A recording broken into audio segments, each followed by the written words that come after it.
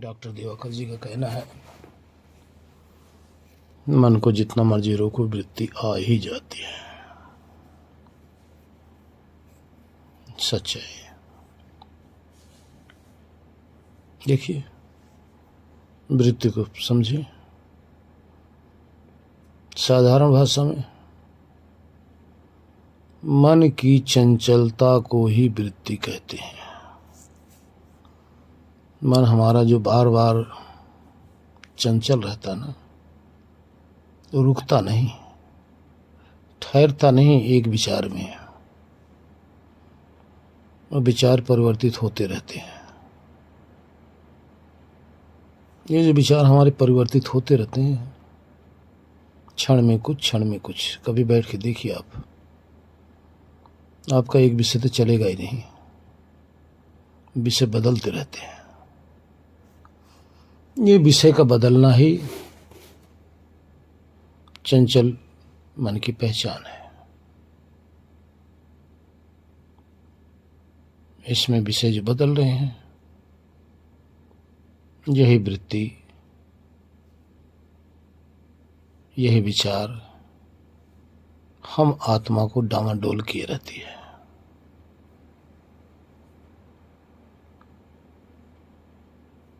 अब हमें अध्यात्म में क्या करना है, संसार में क्या करते हैं। अध्यात्म में भी वृत्ति की होना आवश्यक है।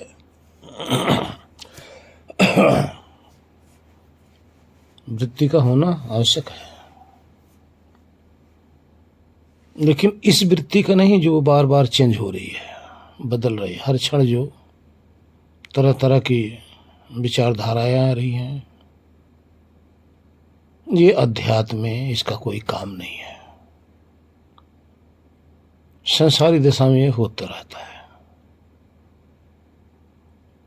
परीक्षा करके देख लो। आप ज़्यादा नहीं, 1 मिनट बैठ जाइए, बस नोटिस करते रहिए।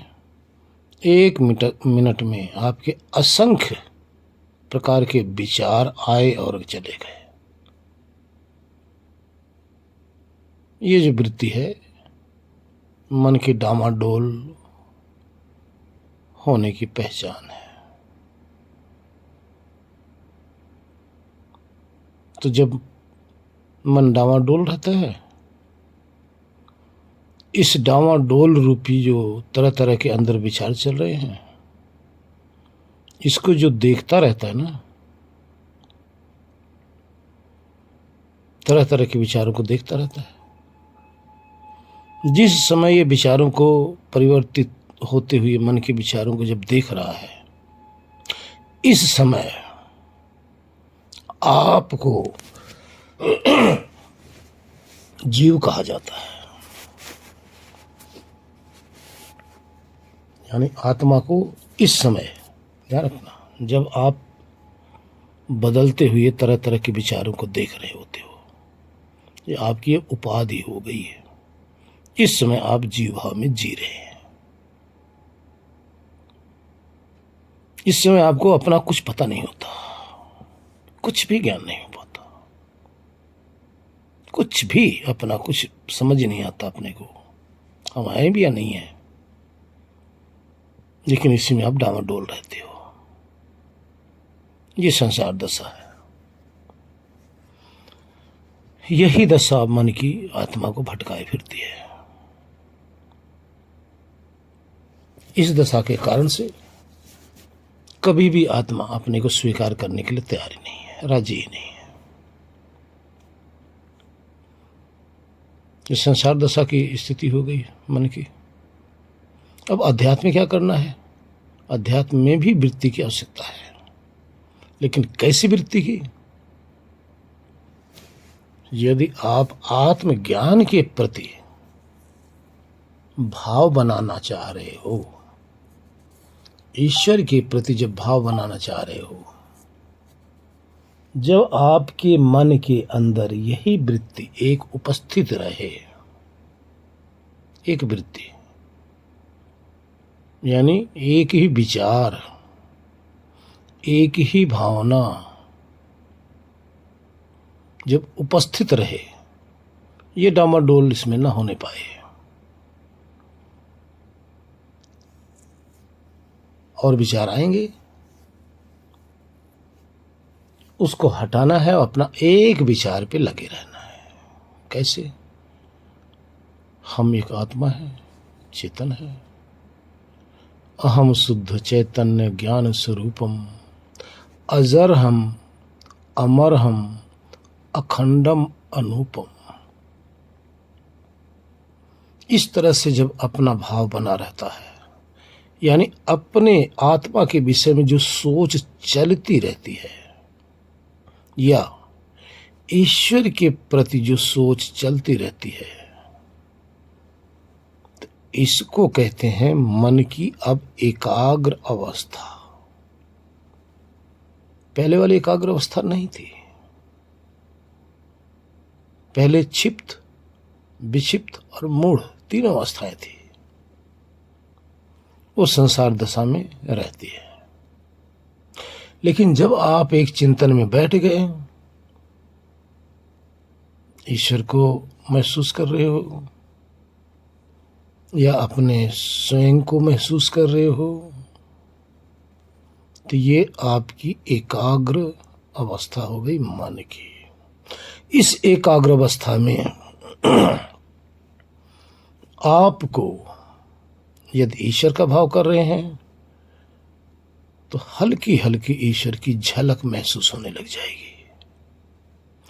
यदि आत्मभाव भावना बना रहे हैं तो अपने शुद्ध स्वरूप का थोड़ा थोड़ा सा आभास होने लगेगा। ये वृत्ति आपकी आवश्यक है। ये मन के अंदर वृत्ति जब आप बनाएंगे तो वो तीनों मन की वृत्तियों से परे हटकर ये एकाग्र दशा हो जाएगी मन की। इस समय आत्मा को उन तीनों वृत्तियों के विपरीत जो पहले बताई गई है, क्षिप्त, विक्षिप्त और मूढ़, उनसे अलग हटकर आत्मा को यानी आपको ज्ञान की अनुभूति, ज्ञान की झलक या ईश्वर की झलक या ईश्वर में प्रेम या आत्म भावना बनाने की आपके अंदर लालच या तीव्र जिज्ञासा आपके अंदर आने लग जाएगी। पहले वाले से नहीं आएगी, इससे आएगी। लेकिन है ये भी वृत्ति। अब आप देखिए, ये एकाग्र दशा मन की आप लोग अपने संसार में भी करते हो। जब नोट गिनती करने लग जाते हो, जब आप एकाग्र मन से गड्डी गिनते रहते हो, तो आप 1 से लेकर 100 तक पूरी गिनती कर डालते हो, नोटों को गिनती कर लेते हो।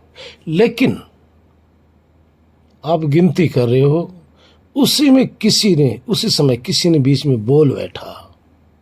अब देखो, अब वो एकाग्र दशा मन की आपकी भंग हो गई।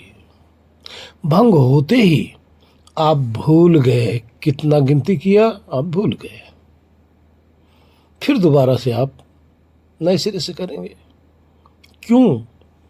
क्योंकि अब आपका मन क्षिप्त हो गया, यानी डामाडोल हो गया। डामाडोल होते आपकी गड्डी की गिनती भूलने लग गए।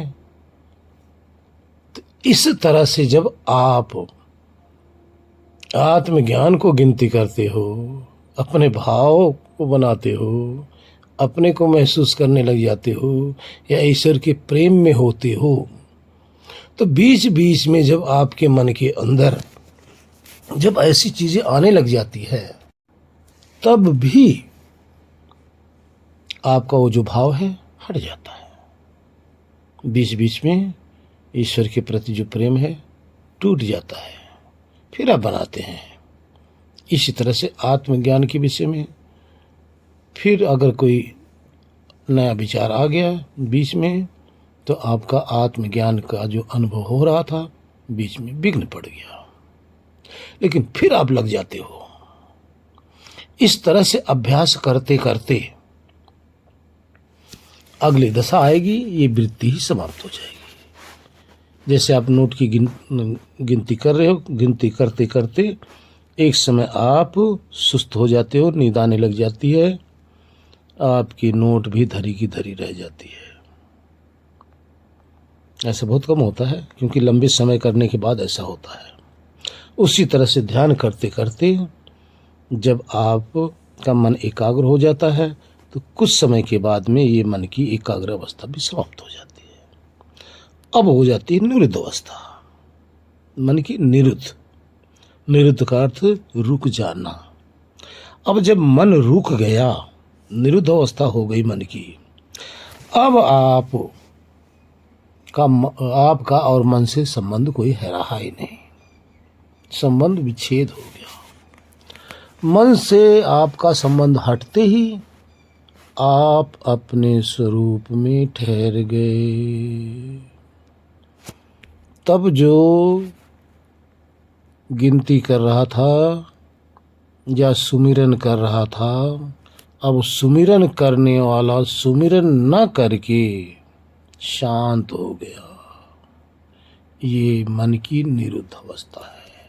आगे समाधि लग जाती है। हरि ओम। ओम नारायण।